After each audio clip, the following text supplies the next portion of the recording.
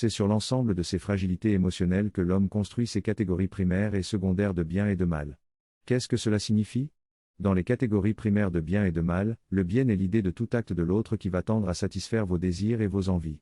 Si vous offrez une bière à quelqu'un qui en a envie, la personne aura le sentiment que vous avez fait quelque chose de bien à son égard. Et la personne qui en sera à sa 10e bière, vous sera encore reconnaissante de lui en offrir une 11e. L'homme émotionnel est bien souvent incapable de remettre en cause la légitimité ou le bien fondé de ses désirs et de ses envies. C'est pourquoi ces catégories primaires sont sans ambiguïté. Un homme en colère contre le voisin, vous sera gré de le couvrir si vous le voyez planter un couteau dans les pneus de la voiture du voisin. Pour l'homme émotionnel, vous êtes déjà méchant à partir du moment où vous refusez de satisfaire à ses demandes.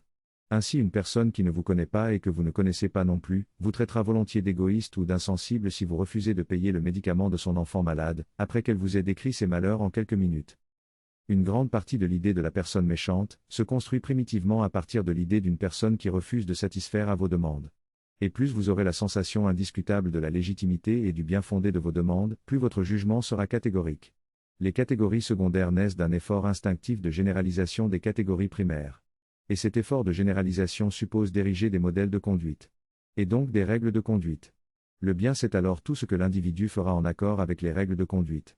Tandis que le mal ce sera tout écart par rapport à ces règles. Certaines règles sont structurées dans les textes de loi ayant force dans la société. Mais la plupart des règles sont implicites et ne présentent aucun caractère de nécessité pour les besoins du vivre ensemble. Il est par exemple mauvais de soustraire les biens d'autrui, ou de dégrader les biens d'autrui. Et cela est inscrit d'une manière ou d'une autre dans les textes de loi. Mais il est souvent mal vu d'avoir une sexualité différente de la sexualité habituelle dite hétéro.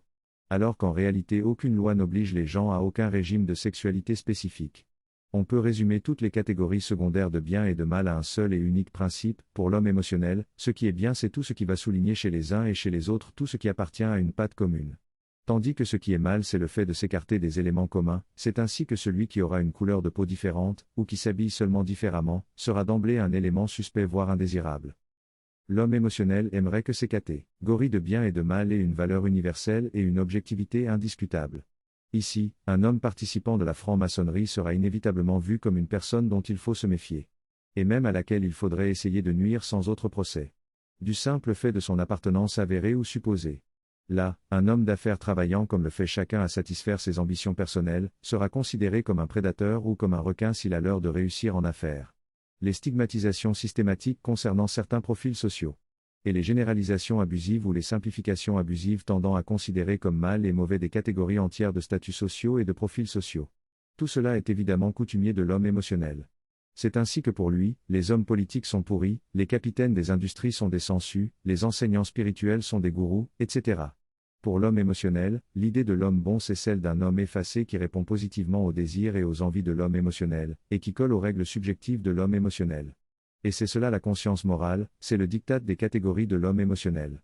Si l'invitation à s'efforcer de ne pas nuire intentionnellement aux autres est à peu près pensable jusqu'à certaines limites, l'idée plus étendue du bien et du mal est moins naturelle et moins évidente que vous en avez l'impression.